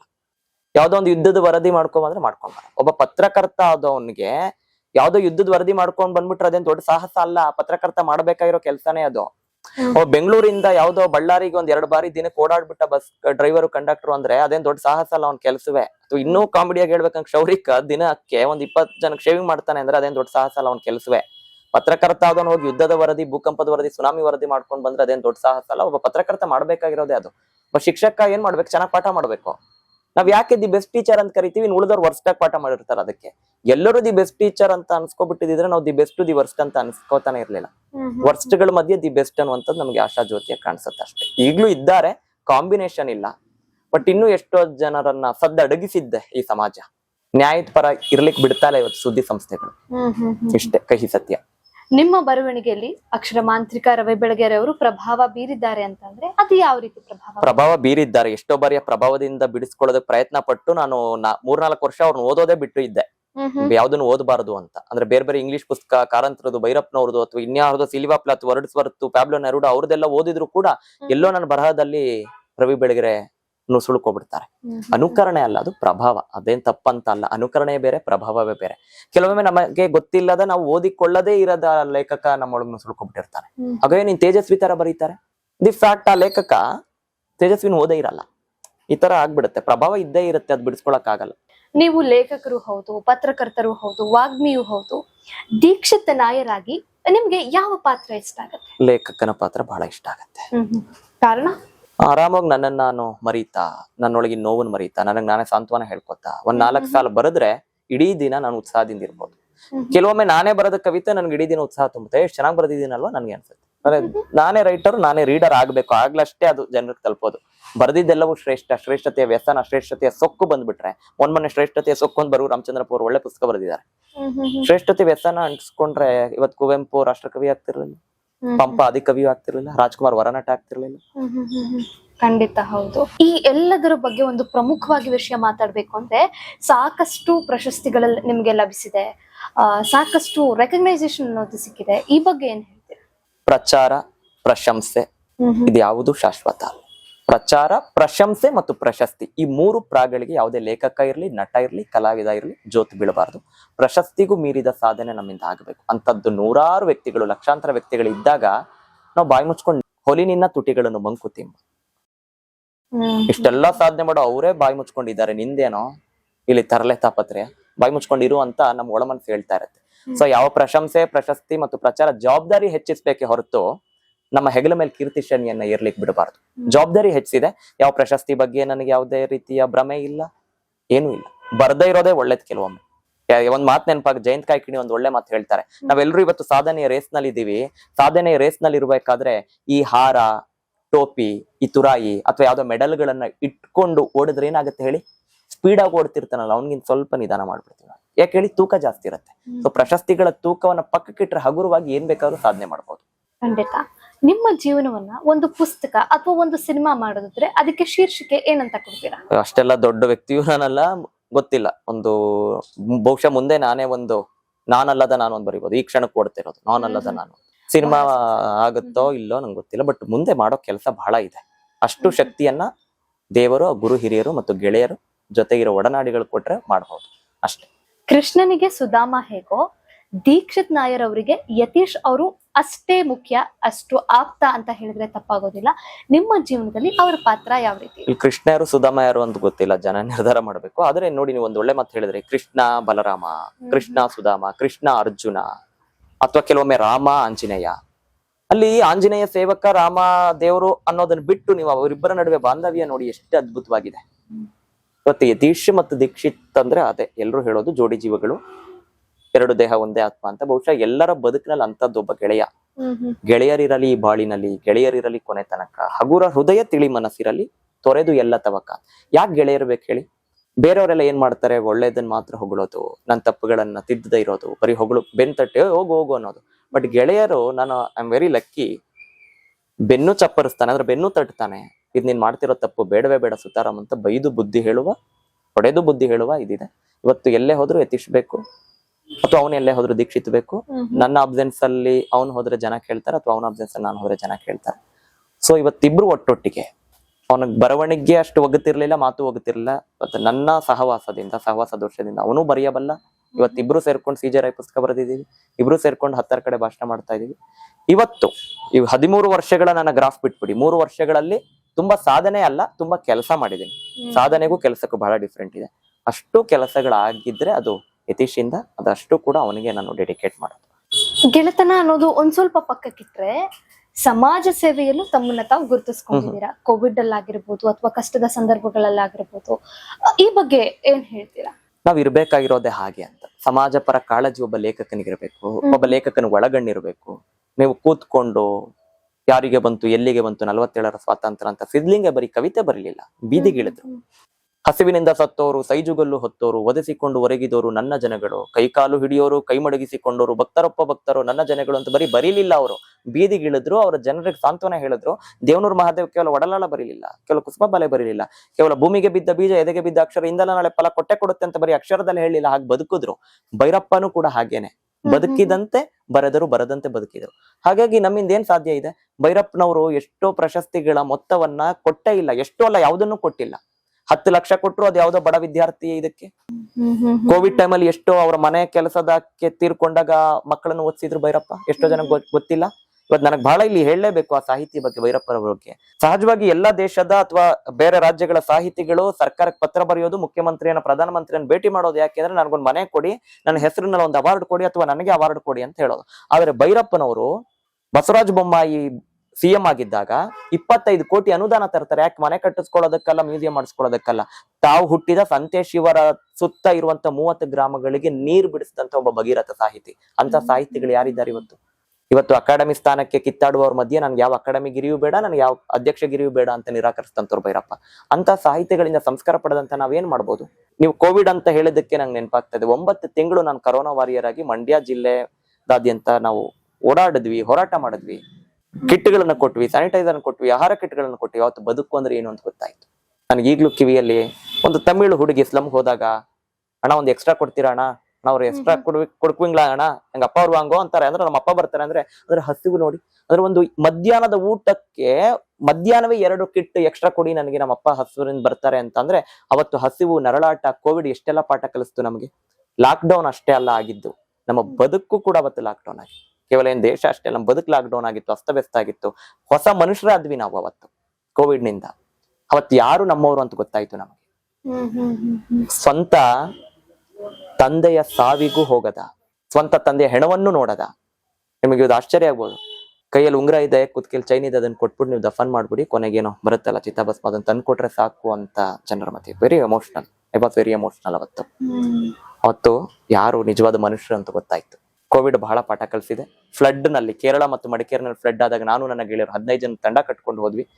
ಅಲ್ಲೂ ಕೂಡ ಬದುಕು, ಮಕ್ಕಳು, ನಾವೆಲ್ಲ ಇವತ್ತಿನ ಕುತ್ಕೊಂಡು ಬಹಳ ಅನುಕೂಲಸ್ಥರು, ನಾವು ಬಹಳ ಶ್ರೀಮಂತರು, ಬಹಳ ದುಡಿತೀವಿ, ದಿನಕ್ಕೆ 10,000 ದುಡಿತೀವಿ. ಈಗ್ಲೂ ದಿನಕ್ಕೆ 10 ರೂಪಾಯಿ ದುಡಿಯಕ್ ಆಗದ ಕಷ್ಟಪಡುವಂತಹ ಜನರು ಬಳ್ಳಾರಿಯಲ್ಲಿ, ರಾಯಚೂರಲ್ಲಿ, ಹುಬ್ಳಿಲಿ ಎಷ್ಟು ಜನ ಇದ್ದಾರೆ.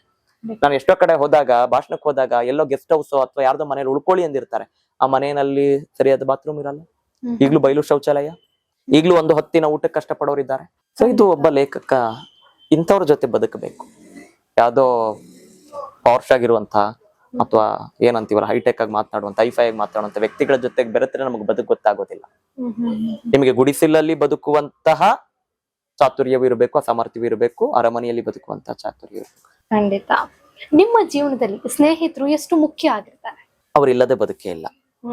ನನಗೆ ಯಾವಾಗ್ಲೂ ಅದೇ ಹೇಳ್ತೀನಿ, ಸ್ನೇಹಿತರು ಬದುಕು, ಭರವಸೆ ಮತ್ತು ಭವಿಷ್ಯ. ಇದಕ್ಕಿಂತ ಹೆಚ್ಚಾಗಿ ಹೇಳುವ ಅವಶ್ಯಕತೆ ಇಲ್ಲ ಅಂತ ಅನ್ಕೊಂಡು. ಖಂಡಿತ. ಇದನ್ನ ನೀವ್ ಈ ಮಾತು ಹೇಳಿದಾಗ ನನ್ಗೊಂದು ಕ್ಯೂರಿಯಾಸಿಟಿಗೆ ಕೇಳ್ಬೇಕಂತ ಅನಿಸ್ತಾ ಇದೆ. ನಿಮ್ಗೂ ಕೂಡ ಮೀ ಟೈಮ್ ಅನ್ನೊಂದು ಸಿಗತ್ತಾ? ಈಗೆಲ್ಲ ಟ್ರೆಂಡ್ ಆಗ್ತಾ ಇದೆ ಅಲ್ವಾ, ಮೀ ಟೈಮ್, ಸೆಲ್ಫ್ ಕೇರ್, ಅದು ಇದು ಆ ರೀತಿ ಸಿಕ್ಕ್ರೆ ಅದನ್ನ ಹೇಗ್ ಅನುಭವಿಸ್ತೀವಿ? ನನಗೆ ಬೇಡ ಅದು. ಫ್ರೆಂಡ್ಸ್ ಟೈಮೇ ನನಗೆ ಬಹಳ ಇಷ್ಟ. ಮೀ ಟೈಮ್ ಅಂದ್ರೆ ಬರೆಯೋದು, ಓದೋದು, ಅಥವಾ ನನಗ್ ನಾನೇ ಹಾಡಾಡ್ಕೊಳ್ಳೋದು. ಕೆಟ್ಟದಾಗಿ ನನಗ್ ನಾನೇ ಹಾಡಾಡ್ಕೊಂಡು ಬಾತ್ರೂಮ್ ಅಲ್ಲಿ ಥಿಂಗ್ ಮಾಡ್ಕೊಂಡು ಮಲಗೋದು ಸ್ವಲ್ಪ ಹೊತ್ತು. ನಂಗೆ ಮೀ ಟೈಮೇ ನಂಗೆ ಬಹಳ ಕುಗ್ಸುವಂಥದ್ದು. ನಾನು ಸ್ವಲ್ಪ ಸಂಘಜೀವಿ, ಅದರಿಂದ ಹೆಚ್ಚಿನ ಜನದ ಜೊತೆ ಬೆರೆತಿದ್ರಿಂದ ನನಗೆ ಜನ ಇರ್ಲೇಬೇಕು, ಕಿರಿಕಿರಿ ಆಗ್ತಾ ಇರ್ಬೇಕು, ಬೈಬೇಕು, ಫ್ರೆಂಡ್ಸ್ಗೆ ಇನ್ನೇನೋ ಹೊಡಿಬೇಕು, ಈ ತರದ್ದು ಓಡಾಡ್ಬೇಕು, ಸುತ್ತಾಡ್ಬೇಕು, ಮಧ್ಯರಾತ್ರಿ 12-1 ಗಂಟೆಗೆ ಎತ್ತು ಬೈಕು, ಹೋಗು ಟೀ ಕುಡ್ಕೊಂಡ್ ಬಾ, ಈ ತರದ್ದೇ ಎಂಜಾಯ್ ಮಾಡುವಂತದ್ದು. ನಾನು ಎಷ್ಟೋ ಜನ ದೀಕ್ಷಿ ಸೀರಿಯಸ್ ಆಗಿ ಭಾಷಣ ಮಾಡ್ತಾನೆ, ಇನ್ನೇನೋ ಮಾಡ್ತಾನೆ. ನಾವು ಎಲ್ಲ ರೀತಿಯ ಆಟವನ್ನು ಆಡ್ದಾಗ್ಲೇ ಒಬ್ಬ ಮನುಷ್ಯ ಪರಿಪೂರ್ಣ ಬದುಕು ಅಂತ. ಇಲ್ಲಾಂದ್ರೆ ಏನಂತಾರೆ, ಇವನಿಗೆ ಏನೋ ಇವನಿಗೆ ರಸಿಕತಾನೆ ಇಲ್ಲ, ರಸಿಕ ಇವನು ಅಂತ ಯಾಕೆ ಅನಿಸ್ಕೋಬೇಕು ಆ ತರದ್ದು? ನೀವು ತುಂಬಾ ಸಂತೋಷ ಆಗಿದ್ದಾಗ ಏನ್ ಮಾಡ್ತೀರಾ? ತುಂಬಾ ಎಮೋಷನಲ್ ಅಥವಾ ದುಃಖ ಆದಾಗ ಏನ್ ಮಾಡ್ತೀರಾ? ಹೊಡಿತೀನಿ. ನನ್ನ ರೂಮ್ಮೇಟ್ಸ್ ಕೇಳಿದ್ರೆ ಅವ್ರಿಗೆ ಗೊತ್ತಾಗುತ್ತೆ. ನಾನು ತುಂಬಾ ಖುಷಿಯಾದಾಗೂ, ಅಂದ್ರೆ ಖುಷಿಯಿಂದ ಹೆಂಗಾಯ್ತು ಹಂಗೆ ಅಂತ ಚೆನ್ನಾಗಿ ಬಡಿಯೋದು ಅವ್ರಿಗೆ. ಅದೇನೋ ಅಂತಾರಲ್ಲ ಬರ್ತ್ಡೇ ಟೈಮ್ ನಲ್ಲಿ ಅದೇನೋ ಹೊಡ್ತಾ ಕೊಡ್ತಾರಲ್ಲ, ಆತರ ಬರ್ತ್ಡೇ ಗೇಟ್ಗಳಂತ. ಆತರ ನನಗೆ ಖುಷಿಯಾದಾಗ್ಲೂ ಅಷ್ಟೇ, ಬಟ್ ತುಂಬಾ ಖುಷಿಯಾದಾಗ್ಲೂ ಎಮೋಷನಲ್ ಆಗ್ತೀನಿ ನಾನು. ಕೆಲವೊಮ್ಮೆ ಅಳು ಬರುತ್ತೆ, ತುಂಬಾ ದುಃಖ ಆದಾಗ್ಲೂ ಅಳು ಬರುತ್ತೆ. ಗೊತ್ತಿಲ್ಲ ಅದು ಏನಂತ. ಫಾಲೋ ದಿ ಟಿಯರ್ಸ್ ಅಂತಾರಲ್ಲ ಆತರ. ಕಣ್ಣೀರನ್ನು ಹಿಂಬಾಲಿಸಿದಾಗ ಖುಷಿಗೂ ಮತ್ತು ದುಃಖಕ್ಕೂ ಅರ್ಥ ಹುಟ್ಟುತ್ತಂತ. ನಿಮ್ಮ ಗ್ಯಾಲರಿಯಲ್ಲಿ ಒಂದ್ ಕ್ಯೂರಿಯಾಸಿಟಿ ಕೇಳೋದಾದ್ರೆ, ಜಾಸ್ತಿ ಪುಸ್ತಕಗಳ ಫೋಟೋ ಇರತ್ತಾ, ಪ್ರವಾಸಗಳ ಫೋಟೋ ಇರತ್ತಾ? 60-40 ಅಂತ ಹೇಳ್ಬೋದು. 60 ಪುಸ್ತಕ, 40 ಪ್ರವಾಸ. ಯಾರಿಗೂ ಗೊತ್ತಿಲ್ಲದ ದೀಕ್ಷಿತ್ ನಾಯರ್ ಅವರ ಅಭ್ಯಾಸ ಯಾವ್ದಾಗಿ? ಎಲ್ಲವೂ ಗೊತ್ತಿದೆ. ನಾವು ಒಂಥರ ತೆರೆದ ಪುಸ್ತಕ, ಎಲ್ಲವೂ ಗೊತ್ತಿದೆ. ಆ ತರದ್ದು ಯಾವ್ದು ಮುಚ್ಚಿಡ್ಬೇಕು ಅಂತ ಇಲ್ಲಿವರೆಗೂ ಅನಿಸಿಲ್ಲ, ಮುಂದೆಯೂ ನಾನೇನು ಮುಚ್ಚಿಡೋದಿಲ್ಲ. ಎಲ್ಲವೂ ಎಲ್ಲರಿಗೂ ಗೊತ್ತಿದೆ. ಪ್ರತಿಯೊಬ್ಬರ ಜೀವನದಲ್ಲೂ ಪ್ರೀತಿಗೆ ಅದರದ್ದೇ ಆದ ಸ್ಥಾನ, ಮಹತ್ವ ಇರುತ್ತೆ. ನಿಮ್ಮ ಬದುಕಿನಲ್ಲಿ ಪ್ರೀತಿ ಅಂದ್ರೆ ಏನು? ನಾನ್ ಅಂದ್ಕೊಂಡಿರೋದು ಪ್ರೀತಿ ಪ್ರೀತಿಯಾಗಿ ಇರಬೇಕು, ಪ್ರೀತಿ ಪಜೀತಿ ಆಗ್ಬಾರ್ದು ಅಂತ. ಪ್ರೀತಿಗೆ ಅರ್ಥವೇ ಹುಡುಕಕ್ ಆಗಲ್ಲ ನಿಮಗೆ. ಪ್ರೀತಿಯ 2 ಅಕ್ಷರ ಏನಿದೆ ಅದು ಬಹಳ ಮಹತ್ವದ್ದು. ಇವತ್ತು ಪ್ರೀತಿಯಿಂದಲೇ ಈ ಭೂಮಿ ನಿಂತಿರೋದು. ಅದು ಒಂದು ಗರ್ಲ್ ಫ್ರೆಂಡ್, ಬಾಯ್ ಫ್ರೆಂಡ್ ನ ಪ್ರೀತಿ ಇರ್ಬೋದು, ಅಥವಾ ಮನುಷ್ಯ ಪ್ರೀತಿ ಇರ್ಬೋದು, ಒಬ್ಬ ತಂದೆ ತಾಯಿಯ ಪ್ರೀತಿ ಇರ್ಬೋದು, ಅಥವಾ ಮಗ ಮತ್ತು ಸೊಸೆಗೆ ಒಬ್ಬ ತಾಯಿ ಕೊಡುವಂತ ಪ್ರೀತಿ ಇರ್ಬೋದು, ಎಲ್ಲದಕ್ಕೂ ಅದರದೇ ಆದ ಮಹತ್ವ ಇದೆ. ಪ್ರೀತಿಯೊಂದೇ ಬೆಳಕ ಬಿಂದಿ ಕವಿದ ಬಾಳ ಈರುಳಿಗೆ. ಇವತ್ತು ನಮ್ ಬದುಕು ಏನಾದ್ರೂ ಇವತ್ತು ಕತ್ಲೆಲ್ಲಿ ಹೋಗ್ತಾ ಇದೆ ಅಂದ್ರೆ ಯಾವ್ದೋ ಒಂದ್ ಪ್ರೀತಿ ಬದುಕ್ಸುತ್ತೆ, ಯಾವ್ದೋ ಒಂದ್ ಸ್ಪರ್ಶ, ಯಾವ್ದೋ ಒಂದ್ ಮಾತು. ಕೆಲವೊಮ್ಮೆ ಇವ್ರು ಮಾತಾಡಿದ್ರೆ ಸಾಕಲ್ಲ ಅಂತ ಇಡೀ ದಿನ ಕಾಯ್ತಿರ್ತೀವಿ. ಸಾವಿರಾರು ಮೆಸೇಜ್ಗಳ ಮಧ್ಯೆ ಅವ್ರೊಬ್ರು ಮೆಸೇಜ್ ಬಂದ್ರೆ ಸಾವಿರಾರು ಜನ 12 ಗಂಟೆಗೆ ಫೋನ್ ಮಾಡಿ ವಿಶ್ ಮಾಡಿರ್ತಾರೆ. ಈ ನನ್ ಮಗ ಅಥವಾ ಇವಳು ಇನ್ನೂ ಫೋನ್ ಮಾಡಿಲ್ವಲ್ಲ, ಬೇಕಿತ್ತಲ್ಲ. ಇವತ್ತು ಪ್ರೀತಿಯನ್ನ ಮರೀತಿದ್ದಾರೆ. ಇವತ್ತು ನಮ್ಮನ್ನ ಏನಾದ್ರೂ ಬದುಕ್ಸಿದ್ರೆ, ಇವತ್ತು ಈ ಜಗತ್ತು ಅತ್ಯಂತ ಸಮೃದ್ಧವಾಗಿದೆ ಅಂದ್ರೆ ಪ್ರೀತಿಯಿಂದಲೇ. ಪ್ರೀತಿ ಸತ್ತ ದಿನ ಇನಿತು ದುಃಖ ಹೆಚ್ಚಾಗುತ್ತಂತೆ, ಹೆಚ್ಚಾಗತ್ ದುಃಖ, ಇನಿತು ಪ್ರೀತಿ ಕಡಿಮೆ ಆಗತ್ತಂತೆ, ಮತ್ತೆ ಪ್ರೀತಿಯೇ ಕಡಿಮೆ ಆಗತ್ತೆ. ಪ್ರೀತಿ ನಮ್ಮನ್ನ ಬದುಕ್ಸಿ. ಇಷ್ಟೆಲ್ಲ ಸಾಧನೆಗಳನ್ನ ಪಕ್ಕಕ್ಕಿಟ್ರೆ ಅಥವಾ ಒಂದು ನಾವು ನೋಡೋದಾದ್ರೆ 25 ಹರೆಯದ ದೀಕ್ಷಿತ್ ನಾಯರ್ ತನ್ನನ್ನ ತಾನು ಏನ್ ಹುಡುಕೋತಾ ಇದ್ದಾರೆ? ನನ್ನನ್ನೇ ನಾನು ಹುಡುಕ್ತಾ ಇದ್ದೀನಿ. ನನ್ನನ್ನ ನಾನು ಹುಡುಕೊಂಡಾಗ್ಲೇ ಮತ್ತೊಂದು ಬದುಕಿಗೆ ಅಥವಾ ಮತ್ತೊಂದು ಚಾಪ್ಟರ್ಗೆ ನನ್ನ ನಾನು ತೆರೆದುಕೊಳ್ಳೋದಕ್ಕೆ ಸಾಧ್ಯ. ದೀಕ್ಷಿತ್ ನಾಯರಿಗೆ ದೀಕ್ಷಿತ್ ನಾಯರ್ ಸಿಕ್ಕಿದಾಗ ಹೇಳ್ತೇನೆ. ಸೊ ಈಗ ಎಲ್ಲ ಮಾತುಕತೆ ಒಂದ್ ಕಡೆ ಆದ್ರೆ ಜೀವನದಲ್ಲಿ ರ್ಯಾಪಿಡ್ ಫೈರ್ ಅನ್ನೋದು ಇಂಪಾರ್ಟೆಂಟ್ ಆಗತ್ತೆ. ನಾನು ಪ್ರಶ್ನೆ ಕೇಳ್ತಾ ಹೋಗ್ತೀನಿ, ಪಟ ಪಟ ಅಂತ ಒಂದೊಂದೇ ವರ್ಡ್ ಅಲ್ಲಿ ಉತ್ತರ ಕೊಡ್ತಾ ಹೋಗ್ತೀನಿ. ಬುಕ್, ಬದುಕು, ರೈಟರ್, ಭರವಸೆ, ಜರ್ನಲಿಸ್ಟ್, ಭವಿಷ್ಯ, ಸ್ಪೀಕರ್, ಅಸ್ತಿತ್ವ, ಊಟ, ಅಗತ್ಯ, ಪ್ಲೇಸ್, ನೆಮ್ಮದಿ, ಸಿನಿಮಾ. ನಂಗೆ ಗೊತ್ತಿಲ್ಲ ಅದ್ರ ಬಗ್ಗೆ ಏನಂತ ಒಲವಿಲ್ಲ, ಬೇಕು ಅಷ್ಟೇ. Morning person, night owl? Night. Coffee person ಅಥವಾ ಟೀ ಪರ್ಸನ್? ಟೀ. ಪೆನ್ ಅಥವಾ ಲ್ಯಾಪ್ಟಾಪ್? ಪೆನ್. ಪುಸ್ತಕ ಬರೆಯೋದು ಅಥವಾ ಭಾಷಣ ಮಾಡೋದು? ಪುಸ್ತಕ ಬರೆಯೋದು. ಒಂದು ಸೂಪರ್ ಪವರ್ ಸಿಕ್ಕರೆ ಏನ್ ಮಾಡ್ತೀವಿ? ಎಷ್ಟೋ ಬಾರಿ ಅನ್ಕೋತಿರ್ತೀನಿ ನಾನು, ನಮ್ ತಾತ ಇನ್ನೊಂದ್ 10 ವರ್ಷ ಬದುಕಿರ್ಬೇಕಿತ್ತು ಅಂದ್ಬಿಟ್ಟು ನಮ್ ತಾತನ್ನ ಕರ್ಸ್ಕೊತೀನಿ. ಮತ್ತೆ ಇನ್ನೊಂದ್ 10 ಭಾಷೆ ಕಲಿತೀನಿ, ಇನ್ನೊಂದ್ 10 ವಿಷಯಗಳು ಕಲಿತೀನಿ ಅವರಿಂದ. ಆಮೇಲೆ ತಾತ ನಿನ್ನ ಹೊರಡ್ಬೋದು, ನಿನ್ ಕೆಲಸ ಮುಗೀತು ಅಂತ. ನಿಮ್ಮ ಬಗ್ಗೆ ಒಂದು ಪದ? ಅಪೂರ್ಣ. ಯಶಸ್ಸು ಅಂದ್ರೆ? ಕ್ಷಣಿಕ. ಸೋಲು ಅಂದ್ರೆ? ಪಾಠ. ಹಣ ಅಥವಾ ಸಂತೋಷ? ಸಂತೋಷ ಅಗತ್ಯ, ಹಣ ಇವತ್ತು ಅನಿವಾರ್ಯವೂ ಹೌದು, ಅವಶ್ಯಕತೆಯೂ ಹೌದು. ಫ್ಯಾಮಿಲಿ ಜೊತೆಗೆ ಕರಿಯರ್? ಕೆರಿಯರ್, ಫ್ಯಾಮಿಲಿ ಎರಡು ಒಟ್ಟೊಟ್ಟಿಗೆ. ಒಂದು ಕನಸು? ಒಂದು ಕನಸು ತುಂಬಾ ದೊಡ್ಡ ವ್ಯಕ್ತಿ ಆಗ್ಬೇಕಂತ ಏನಲ್ಲ, ಅಥವಾ 4 ಜನ ಮೆಚ್ಚುವ ಹಾಗೆ. ಮೆಚ್ಚಿಸ್ಲಿಕ್ಕಾಗಲ್ಲ, 4 ಜನ ಆದ್ರೂ ಸತ್ತ ನಂತರವೂ ನಮ್ಮ ಬಗ್ಗೆ 4 ಒಳ್ಳೆ ಮಾತಾಡೋ ರೀತಿ ಬದುಕ್ಬೇಕು ಅನ್ನೋ ಆಸೆ. ಒಂದು ಪಶ್ಚಾತ್ತಾಪ? ಸದ್ಯಕ್ಕೆ ಯಾವ್ದು ಇಲ್ಲ. ಪಶ್ಚಾತ್ತಾಪ ಕೆಲವೊಮ್ಮೆ ಸಣ್ಣ ಪುಟ್ಟದ ಆಗ್ತಿರುತ್ತೆ ಆ ದಿನಗಳದ್ದು, ಅಥವಾ ಶಾಶ್ವತವಾಗಿ ನೆನಪಿಟ್ಕೊಳ್ಳುವಂತಹ ಪಶ್ಚಾತ್ತಾಪ ಇಲ್ಲಿ ತನಕ ಯಾವ್ದು ಆಗಿಲ್ಲ.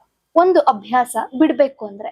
ಹೆಚ್ಚು ಮಾತಾಡ್ತಿರ್ತೀನಿ, ಅದನ್ನ ಬಿಡ್ಬೇಕು ಅನ್ಕೋತೀನಿ. ಬಟ್ ಬಿಟ್ರೆ ಇಲ್ಲ ನೀನಲ್ಲ ಇದು ದೀಕ್ಷಿತ್ ಅಲ್ಲ ಅಂತಾರೆ. ಬಟ್ ಗೊತ್ತಿಲ್ಲ. ಒಂದ್ ಅಭ್ಯಾಸ ಬೆಳೆಸ್ಕೋಬೇಕು ಅಂದ್ರೆ? ಬಳಸ್ಕೋಬೇಕು ಅಂತಂದರೆ ಸ್ವಲ್ಪ ಇನ್ನೂ ಕಮಿಟ್ ಆಗ್ಬೇಕು. ನಾನು ಕೆಲವೊಂದು ವಿಷಯಗಳಿಗೆ ಕಮಿಟ್ಮೆಂಟ್ ಬೆಳೆಸ್ಕೋಬೇಕು. ಇನ್ನೂ ಹೆಚ್ಚು ಕಮಿಟ್ ಆದ್ರೆ ಇನ್ನೂ ಹೆಚ್ಚು ಕೆಲಸ ಮಾಡಬಹುದಾ ಅಂತ. ಕೆಲವೊಮ್ಮೆ ತುಂಬಾ ಲೇಜಿ ಆಗ್ಬಿಡ್ತೇನೆ. ಲೇಜಿ ಅಂದ್ರೆ ಲೇಜಿ, ಏನು ಬರೀಲಿಕ್ಕಲ್ಲ. ಬಟ್ ಕೂತ್ರೆ ಒಂದ್ ದಿನದಲ್ಲಿ 60 ಪೇಜ್ ಬರೀವಲ್ಲ, 1-2 ಕವಿತೆ ಬರೀವಲ್ಲ, ಅಥವಾ ವೇದಿಕೆಗೆ ಹೋಗಿ 4 ಗಂಟೆ ಭಾಷಣ ಮಾಡವಲ್ಲ. ಇಲ್ಲಾಂದ್ರೆ ಯಾವ ಕಾರ್ಯಕ್ರಮ ಬಂದ್ರು ಕೂಡ ನಂಗೆ ಹುಷಾರಿಲ್ಲ, ನೀವು ಕೊಟ್ಟಿರೋ ರಾಯಲ್ಟಿ ಬೇಕಾದ್ರೆ ವಾಪಸ್ ಕೊಡ್ತೀನಿ ಅಂತ ಮಲಗಬಲ್ಲೆ. ಅಂದ್ರೆ ಅಷ್ಟು ಲೇಜಿ ಆಗ್ಬಿಡ್ತೀನಿ. ಬಟ್ ಕಮಿಟ್ ಆಗಬೇಕು. ಕೆಲವೊಮ್ಮೆ ಆರೋಗ್ಯದ ದೃಷ್ಟಿಯಿಂದ ಕೆಲವೊಂದಕ್ಕೆ ಬಾಯ್ ಹೇಳಿರೋದುಂಟು. ನಿಮ್ಮ ಜೀವನದ ಒಂದು ಮೋಟೋ? ನಂಬಿಕೆ ಅಷ್ಟೇ ನಾನು ಹೇಳೋದು. ಬರೆದಿರುವಂತಹ ಎಲ್ಲಾ ಪುಸ್ತಕಗಳನ್ನ ಕೊಡೋದಾದ್ರೆ ಯಾರಿಗೆ? ಓದುಗರಿಗೆ. ಯಾಕೆ? ಓದ್ತಾರೆ. ಗಳಿಸಿರುವ ದೊಡ್ಡ ಶಕ್ತಿ? ಗೆಳೆಯ. ಆಸ್ತಿ? ಗೆಳೆಯ. ಸ್ನೇಹ? ಶಾಶ್ವತ. ಕನ್ನಡ? ಉಸಿರು. ಪುಸ್ತಕ? ಬದುಕು. ಪ್ರೀತಿ? ಶಾಶ್ವತ ಮತ್ತು ಭರವಸೆ, ಅಸ್ತಿತ್ವ. ವೇದಿಕೆ? ಒಂದು ರೀತಿಯ ಏನಂತೀವಲ್ಲ, ವೇದಿಕೆ ನಾನು. ಪತ್ರಿಕೋದ್ಯಮ? ಭವಿಷ್ಯ. ಲೇಖಕ? ನನ್ನೊಳಗಿನ ನನ್ನವನು. ದೀಕ್ಷಿತ್ ನಾಯರ್. ಅಪೂರ್ಣ. ಸರ್, ನೀವು ಇಷ್ಟೊತ್ತು ನೀವು ಮಾತನಾಡಿದ್ದು ಬಹಳ ಸ್ಫೂರ್ತಿದಾಯಕವಾಗಿತ್ತು. ಹಾಗೆ ಬಹಳ ಹರ್ಷ ತಂತು. ನಿಮ್ಮಿಂದ ಕಲಿಯುವಂಥದ್ದು ಸಾಕಷ್ಟಿದೆ ಅನ್ನೋದು ಗೊತ್ತಾಯ್ತು. ಹಾಗೆ ನೀವು ಜೀವನದುದ್ದಕ್ಕೂ ಏನೇನೆಲ್ಲ ಸಾಧನೆ ಮಾಡಿದ್ದೀರಾ ಅನ್ನೋದು ಜನರಿಗೆ ತಲುಪಿಸುವಂತಹ ಒಂದು ಸೌಭಾಗ್ಯ ಇತ್ತಲ್ಲ, ಅದು ನಿಜಕ್ಕೂ ಖುಷಿಯಾಗಿ ಕೊಡ್ತು. ಇಷ್ಟು ತನಕ ನಿಮ್ಮ ಸಮಯವನ್ನ ನಮಗಾಗಿ ಮೀಸಲಿಟ್ಟು, ಜನರಿಗಾಗಿ ಮೀಸಲಿಟ್ಟು ಎಲ್ಲಾ ಪ್ರಶ್ನೆಗಳಿಗೂ ಸ್ಪಂದಿಸಿದ್ದಕ್ಕಾಗಿ ಬಹಳ ಧನ್ಯವಾದಗಳು. ನಿಮಗೂ ಬಹಳ ಧನ್ಯವಾದ. ನೋಡಿದ್ರಲ್ಲ ವೀಕ್ಷಕರೇ, ಇದಾಗಿತ್ತು ಈ ಹೊತ್ತಿನ ಕಾರ್ಯಕ್ರಮದ ಸಾಧಕರ ವಿಶೇಷ ಯಶೋದೀಕ್ಷೆ. ಎಲ್ಲರಿಗೂ ನಮಸ್ಕಾರ. ನಾನು ಅನನ್ಯ ಕಶ್ಯಪ್.